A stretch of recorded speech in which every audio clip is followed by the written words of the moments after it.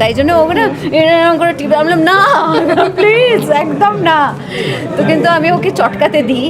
আবারও আলোচনার কেন্দ্রে ঢালিউড মেগাস্টার শাকিব খান ও ঢালিউডের চিত্রনায়িকা পূর্ণিমা। তাদের দুইজনকে নিয়ে পুরো সোশ্যাল মিডিয়ার মধ্যে এখন উত্তেজনার তুঙ্গে। গোপন তথ্য বেরিয়ে এসেছে তাদের অবৈধ সম্পর্ক নিয়ে। অনেকেই গুঞ্জন করে বলছেন তাদের মধ্যে নাকি খুবই অবৈধ সম্পর্ক চলছিল। আর এ নিয়ে মুখ খুলেছেন ওপার বাংলার জনপ্রিয় অভিনেত্রী কোয়েল মল্লিক। এসবই আমরা বলছিলাম, প্রার্থনা করছিলাম, কিন্তু তার মধ্যে যখন বোন হলো তখন ও মানে ওভার এক্সাইটেড।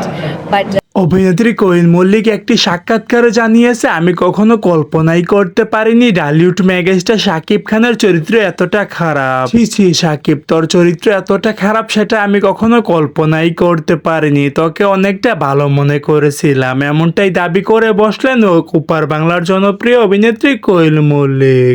আমার রাগ কত দিবা তুমি 1 থেকে 10-এর মধ্যে? 10। ও নো, 10।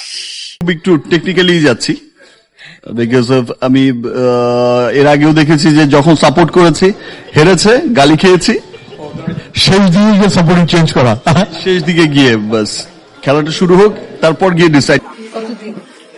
কত দিন না কত বছর, মানে এরকম ভাবে কত বছর? অনেক বছর, অনেক বছর। মানে অনেক বছর পর তাকে দেখে আপনার মানে কি মনে হচ্ছে? সেই কবে দেখেছিলেন? তাকে আমি যা দেখেছি তার থেকে তো ও এখন অনেক ছোট হয়ে গেছে, আরো বেশি ছোট। আর তার যতগুলো ছবি আছে সেগুলো কিন্তু আমি দেখছি। তুফান দেখেছি আমি পুরোটাই, আর বাকিগুলো সব দেখেছি। ওই সাকিব আর এই সাকিব আকাশ পাতাল পার্থক্য।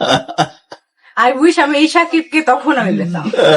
সো দর্শক, আজকের এই ভিডিওটি এই পর্যন্তই। যদি ভিডিওটি ভালো লেগে থাকে তাহলে ভিডিওতে একটি লাইক, একটি কমেন্ট আর অবশ্যই চ্যানেলটি সাবস্ক্রাইব করতে ভুলবেন না।